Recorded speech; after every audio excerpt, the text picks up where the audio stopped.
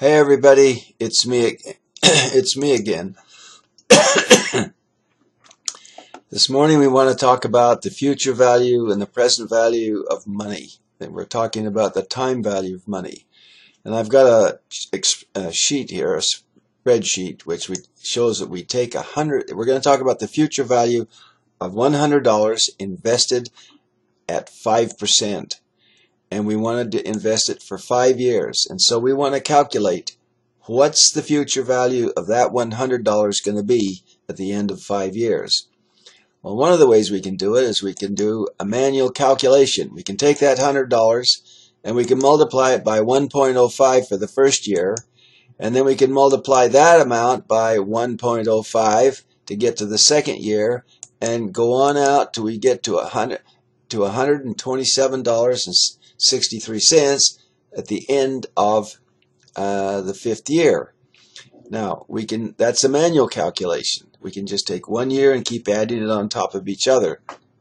Now we've got here an equation. It's another way we can do it, and the equation is P, which is the principal, and it's multiplied by 1.I. I is the interest rate, and the first year it's to the first power. The second year is to the second power. The third year is to the third power, so on. So the fifth year, it's that equation, P at 1 in the brackets of 1 plus I to the fifth power.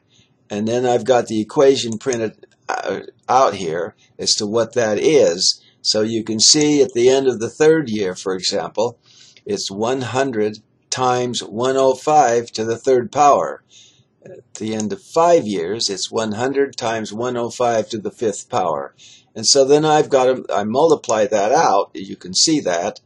It's 105 application of that deposit times the equation comes up with 105 at the end of the first year, 110.25 at the second year, and the third year is $115.76. Year 5 is $127.63. You can all see that. Now, another way we can do that, there's an appendix. There's an index we can use to follow at, and I'm not going to do that here because our author in this text wants us to learn how to do this calculation, not with the appendix, not using the appendix. So now the formula.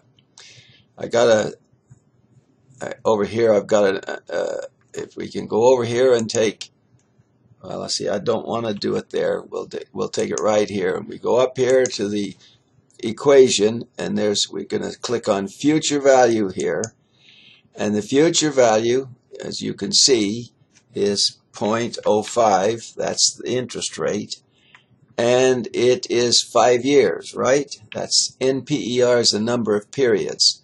There's no payment here, so we put a 0 in it.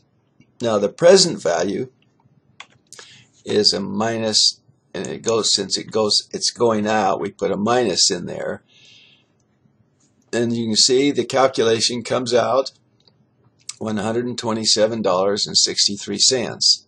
Now over here I've got this is going out for 3 years, and you can see it's 5%, and it's for 3 years, and so the amount is $115.76, which is what you see over here. And that's how I got that. Now, another way we can do it is in Excel, and we want to learn how to do it in Excel. So with that, I'm going to enter it in the bar there, and I'm going to put FV for future value and put brackets, and it'll, as you can see there, it shows the rate. I'm going to put 05, comma, and then the next one is NPER, which is the number of periods. I'm going to put 5 for 5 years, and the payment is 0, so I'm going to put that, and then it's got the present value, which is minus 100, and then I got to put one more 0 there. And then I'm going to put a bracket on it, and there's $127.63 is how we do it in Excel, which I would like you to learn how to do it. Okay? I'll look forward to chatting with you.